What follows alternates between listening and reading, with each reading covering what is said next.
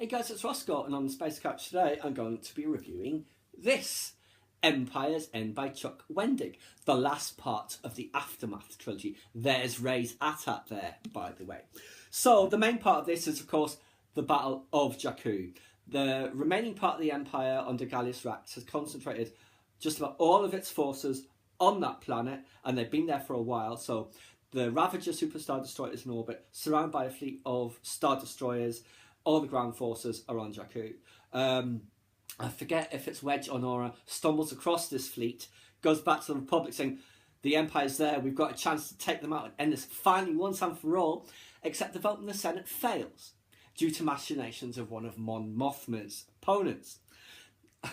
So she has to engage in a bit of skullduggery of her own, because basically he told certain senators, vote against it, I will vote for it. It will fail, I can become Chancellor, and then we can do whatever. Mon Mothma wises onto this and arranges a delay in the vote that allows them to find out what that senator's been up to and essentially turn all of his contacts, because they were being pressured, not just by him, but also by people like, say, Black Sun, all that sort of thing. So anyway, eventually the vote works, and they win the vote, and they're off to battle with Jakku.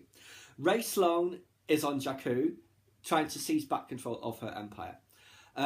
With Brenton, Nora's husband, because in the aftermath of the attack on Chandrilla, somehow Brenton and her both escape at the same time, after Nora's failed to kill her once again. Tried, obviously.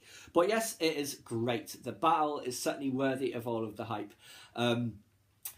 They can't seem to make any break in the defences, but then three of the new Nibiru Star Cruisers, they attack. I think one gets destroyed. One of them gets heavily damaged, flies underneath, and then activates its tractor beam, which is much, much stronger on this new class of ship. They amped up all of the specs and everything. And they say, oh, that ship sends a message to the Rebel fleet saying, take out its engines, because then it won't be able to stop from crashing into the planet. So this ship, which is crashing itself, drags down the Superstar Destroyer, and the other Rebel ships fire on the engines and disable them, meaning it can't get itself out of the gravity well, and so it crashes. You know, and obviously we see that in The Force Awakens. And it's widespread devastation. But Gallius Rax, obviously, he doesn't care about the Empire. He's gathered them there in the hope of enticing the New Republic to come and fight, during the middle of which he will detonate a super weapon at one of the Empire's observatories that's on Jakku. Palpatine had them scattered all across the galaxy, of course.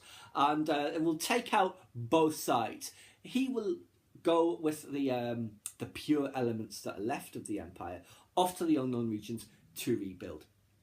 So anyway, obviously, Ray Sloane is not happy about that, and she wants to stop Gallius Rax. So it ends up her and Nora and Brenton. Is it Brenton? I think it's Brenton. They manage to get to the observatory in the midst of all the battles and all that sort of thing. Snap's flying his X-Wing as well, and it's brilliant. He's really good at it. Bones is great also. But yes, eventually Ray comes face to face with Rax. They have their big confrontation. No surprise to guessing, she kills him.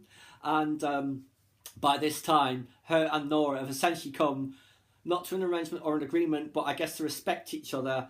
And that, like, when Ray goes off to face Sloane, Nora gives her blaster, you know, to kill him. Even though she could have just easily either just killed Ray herself, or Ray could have killed her. But no. She kills Rax, and the Imperialis shuttle that was Emperor Palpatine's ship, there's a copy of that at every single one of these observatories.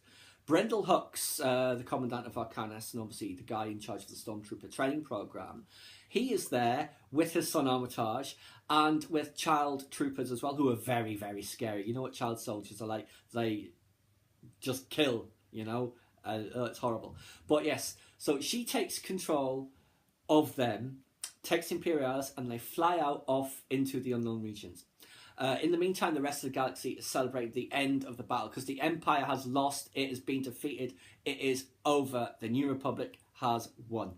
The final chapter is Rey on the Imperialis saying it takes months, this journey that they're on. And she's made an alliance with Brendel Hux saying, I will save you if you will save me. We have to be allies. I know we hate each other. We must be allies when we get to our destination. And eventually they agree. And when they do get to their destination, that superstar destroyer, the Emperor's personal one, the Eclipse, is waiting there for them. No word on if it is a different type of superstar destroyer or just a standard one, but that is essentially where it ends. It's like Brendel Hooks says, all hail, all glory to Grand Admiral Ray Sloane. She says, no, all glory to the Empire. So that is the seeds of the First Order being laid there. Now he's there, Brendel Hooks, starting his Stormtrooper training and breeding program. And you can easily imagine the need for children would mean everyone must do their part, including the Grand Admiral herself. She would have children to provide for the Stormtrooper training program, I would have thought. And who knows, maybe one of those could have been FN2187. But obviously, as you know, I think she could be his mother. I think that's how they could do it, if it does go that way. But no, a great trilogy. I thoroughly enjoyed it, and I do heartily recommend it to you. Please subscribe to my channel if you enjoyed this content. Leave me a comment suggestion for upcoming topic you'd like to see discussed, or like the video.